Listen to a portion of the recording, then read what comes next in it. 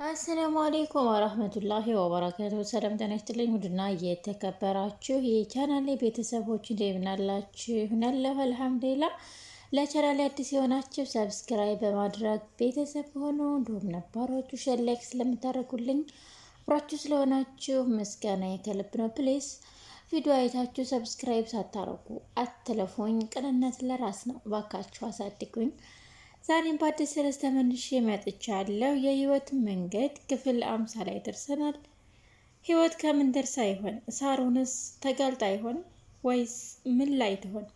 ዛሬ ላይ እንግዲህ ሳሚ ለህይወት በጣም እየተቆረቆረና እያዘነ ይገኛል። ሳሮንም ህይወትን በጣም እያሰቃየቻት ከቀን ወደ ቀን ጥላቻዋ እየባሰባት መጥቷል ማለት ነው። ሳሚም በእኔ ጥፋት ህይወትን አታንገላቻት ባክሽ፣ በራሴ ጥፋት ራሴን ቅጭኝ፣ ራሴን ቆሽኝ እያለ እንግዲህ ለህይወት ጠበቃ ሆኗል ማለት ነው።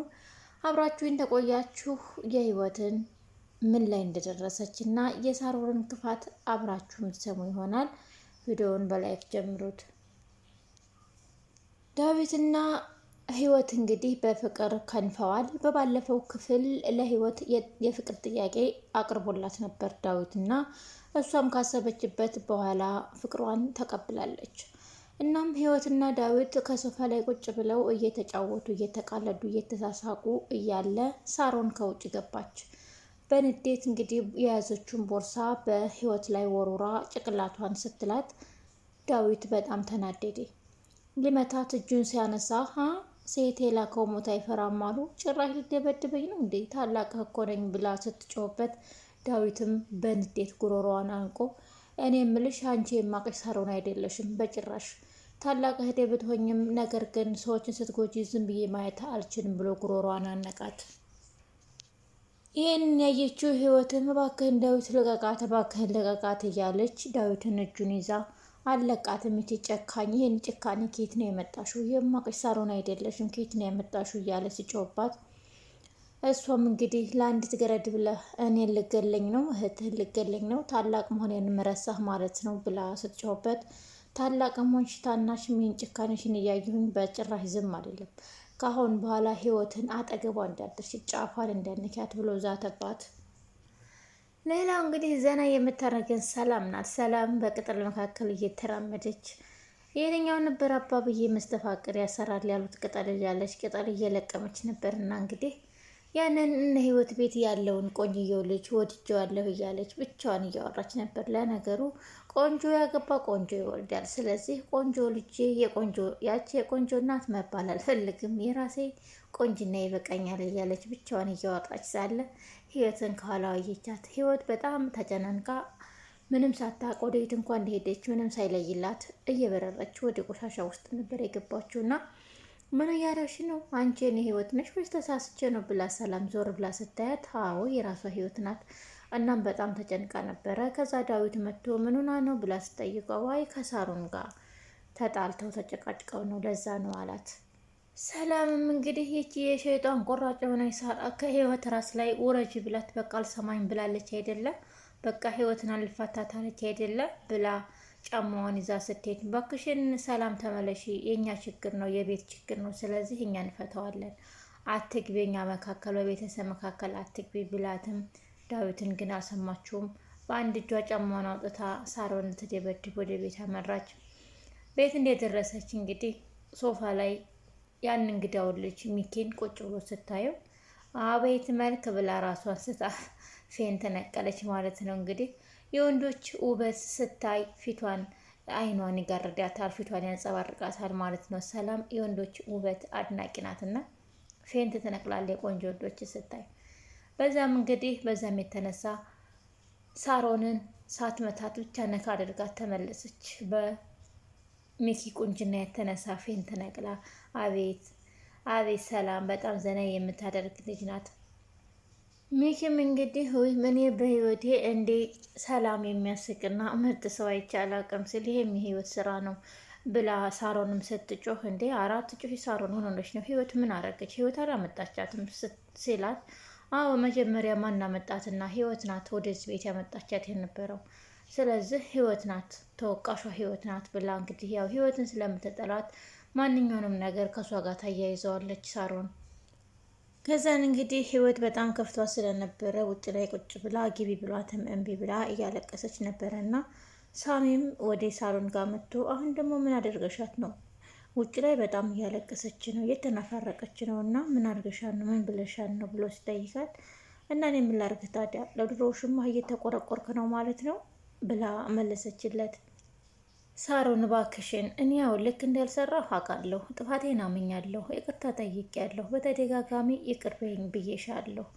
ስለዚህ ህይወትን ለቀቅ አድርጋትና እባክሽ እባክሽ ንዴት ካለብሽ እኔ ላይ ተወጪ፣ ህይወትን ተያት ብሎ ለመናት። አንተ ቀንህን ጠብቅ፣ ምክንያቱም የእሷ ሲያበቃ ያንተ ይቀጥላል፣ ያው ቶሎ ከሞተች ማለት ነው አለች። እንግዲህ ህይወትን እስከ መጨረሻው ልታስወግዳት ነው ማለት ነው ያሰበችው። አቤት ጨካኔ ግን ሳሮን ምን አይነት አውሬ ሰው ናት! በቃ ህይወትን በጣም ብዙ ጊዜ አሰቃየቻት፣ አገተቻት፣ አስደበደበቻት። ግን ምንም ሊሳካላት አልቻለም። እስካሁን ድረስ በህይወት አለች፣ ግን አሁንም ልትገላት እያሰበች ነው። አቤት የሳሮን ጭካኔ ግን እንደው መጨረሻዋ ምን ይሆን? ሳሮን አታብዡ፣ ከዚህ በላይ አንቺን መታገስ አልፈልግም። እምቢ ካልሽ ደግሞ ሁሉንም ነገር ለቤተሰቦችሽ እናገራለሁ፣ ማንም ሰው ዞር ብሎ አያይሽም አንቺን ብሎ ሲላት፣ ሳሮንም በጭራሽ አትችልም፣ አንተ እኮ ቃል ገብተህልኛል አይደል እንዴ? እንዴት ቃልህን አፍርሰህ ለቤተሰቦች ልትናገር ትችላለህ? ስትለው ሳሚም ሰዎችን የሚጎዳ ከሆነና በጣም ሰዎችን የሚያሰቃይ ከሆነ ቃልም ይፈርሳል አላት። አቤት ዛሬ ላይ የሳሚ ትህትና በጣም ደስ ይላል። ለሳሮን ያለው ለጥላቻ ለህይወት ያለው መቆርቆር በጣም ደስ ይላል። በእርግጥ ልጁንም ያገተችው እሷ ስለሆነች ስላወቀ ሳሮንን በጣም ጠልቷታል። እንደውም ፍች ፈልጋለሁኝ ከአንቺ ጋር መቀጠል አልችልም፣ ሰው ከአውሬ ጋር አይኖርም እና አንቺ የሰው ስጋ ለብሰሽ ግን የአውሬ ኑሮ የምትኖሪ አውሬ ነሽ እና ፍች ፈልጋለሁ ሲላት፣ ኧረ እባክህ ፍች ትፈልጋለህ? እንዲህ በቀላሉ ፍች አለ እንዴ? መቼም አልፈታህም አለችው። ኧረ እባክህ ተው እንጂ አስፈራራኸኝ። በቃ ምን ያክል ገንዘብ ነው የምትፈልገው ብላ ስትጠይቀው፣ ምን ማለትሽ ነው? ምን እያልሽ ነው አላት ሳሚም። እና ሀገር ሁሉ ብር እንደምትወድ ገንዘብ እንደምትወድ ያውቃል። ስለዚህ ምን ያክል ልክፈልህ?